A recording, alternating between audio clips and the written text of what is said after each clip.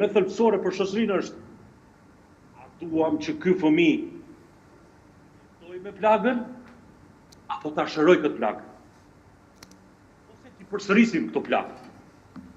Ky është kontradiksioni që e fush shoqërinë në kurth sepse ne akoma jemi të induktuar nga mentaliteti patriarkal e që nuk I lejojmë hapësirë fëmijëve tanë të zgjerojnë komunikimin e tyre dhe të jenë shumë atashues me prindërit e tyre. Edhe jo të kemë frikë të shprehnin emocionet dhe plagët apo traumat që mund t'i kenë kaluar ose mund t'jenë sfituar në momente të pazakonta në shkollë, në lagje ose kudo qoftë. Dhe në anën tjetër, e keni vërtetë një fenomen? Kjo dhunë e fëmijëve, ose ndaj fëmijëve, ose dhuna e familjes, ka filluar të bëhet si një epidemi e heshtur. Dhe çfarë duhet bëjmë ne? Ti përvishim mëngët se cila kategori profesionistësh, sepse ne mund t'ja dalim që këto raste t'i paksojnë, sa kaq pastaj do të jemi edhe krenar për punën e arritur. Po thoni se është vështirë e rikuperueshme, meqense kemi edhe minutat e limituar dhe të jemi sa më konkret në ato që thonë. Dorentina deri diku e shtroi pyetjen të njëjtën edhe unë e pata për Mirjetën.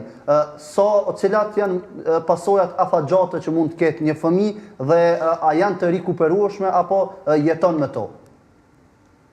Në qoftë se flasim për një stres të akumuluar, anksioz me simptoma të ashpërsuara me intensitet të lartë, sigurisht që kur fëmia nuk e komunikon me fjalë, atëherë trupi flet.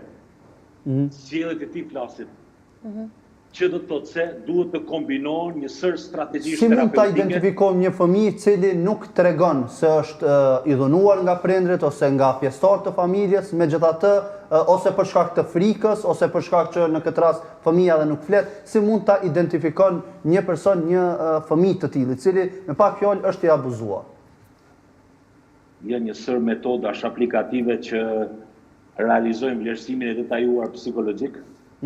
Dhe social, padyshim, dhe nga këto informacione të verifikuara, të matshme, atëherë nxjerrin konkluzione klinike sociale, por edhe një raport I detajuar psikosocial, dhe në bazë të këtyre raporteve dhe informacione evidente, vijon trajtimi adekuat nga profesionistët e shëndetit mendor, punojësi social dhe shumë ekspert tjerë që I takton kësaj fushë. E qartë. Ndrecaj, a duhet të mbahen përgjegjës realisht vetëm prindrit dhe qendrat për punë sociale, apo ndoshta edhe familjarët?